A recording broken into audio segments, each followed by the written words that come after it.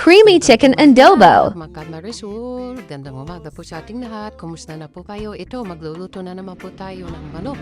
Puro na lang tayo chicken. Nako, baka mamaya nito may pakpak na po tayo at tayo lilipad na. Yan, magigisa na po tayo ng bawat saka sibuyas. Igisa na po natin ang ating, chicken. Chicken lover po tayo kasi yun ang gustong baon ng mga bata. Puro sila si chicken, baka mamaya hindi na pwedeng sunduin at sila na ililipad na at pauwi na dito sa bahay.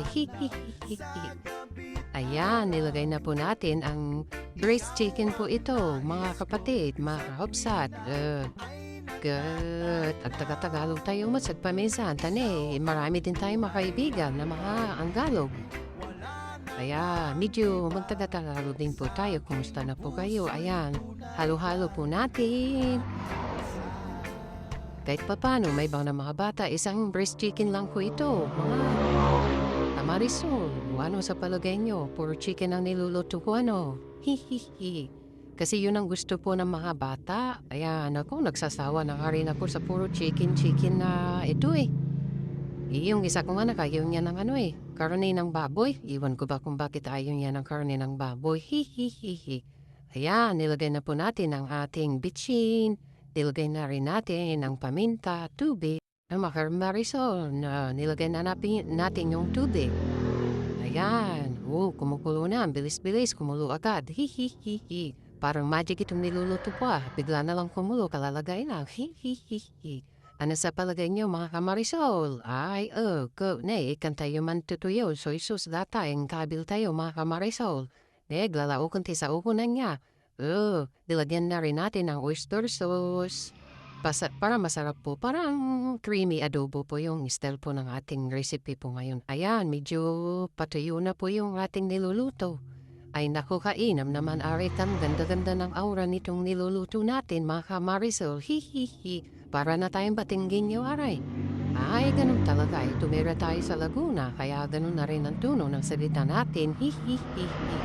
Ayan, nilagay na natin yung mayonnaise. Parang dinakdakan creamy chicken ito. Basta kung ano-ano lang yung niluto ko.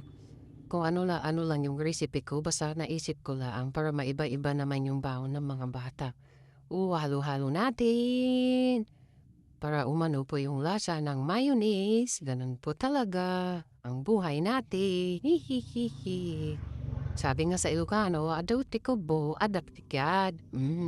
Nayatan nyo ka din, nagustuhan nyo rin po, mga Kamarisol, itong niluto ko ngayon. Ayan, pigaan po natin na, ilang ka naman si tatlo. Ay, 4 pala, tignan nyo, malabo ng mata ko. Hihihi.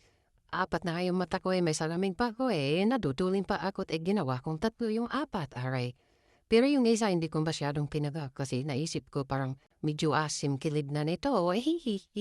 Marami ng maasim-asim na to ay pagagalitan na ako ng magbabaon na Ayan, halo-halo natin mga kaparowers, mga kamarites, mga kamarisol. Sana magustuhan din ninyo ito at magaya po ninyong maging baon ng mga chikiting po natin. Masarap po siya mga Kamarisol. Try po ninyo. Walang halong biro. Hihihi. Siyempre ako rin nagluto sasabihin ko masarap tayo hindi. Hihihi. Pero hindi totoo lang. Masarap naman. Ayan. Ang sarap ng burk-burk na. Ang sarap ng kulo-kulo niya. Chup-chup-chup.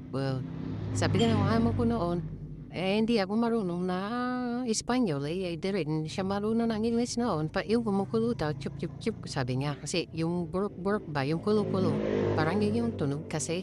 Kaya yun ang sabi sa akin. Ayan, ang sarap naman. Sana magustuhan nyo. Ingat-ingat po tayo palagi. Yan, ang tagal ng kulo-kulo natin Pero okay lang. Para kahit pa paano may content po tayo. Mahirap din po yung ginagawa ko. Hinahabol ko po yung content. Hinahabol ko po yung video para ko'y magsalita. Ay, nako. Pero kaya ito. Laban lang sa... sana nagustuhan nyo. God bless. Salamat sa panunood. Sana lagi kayo nakasuporta sa akin.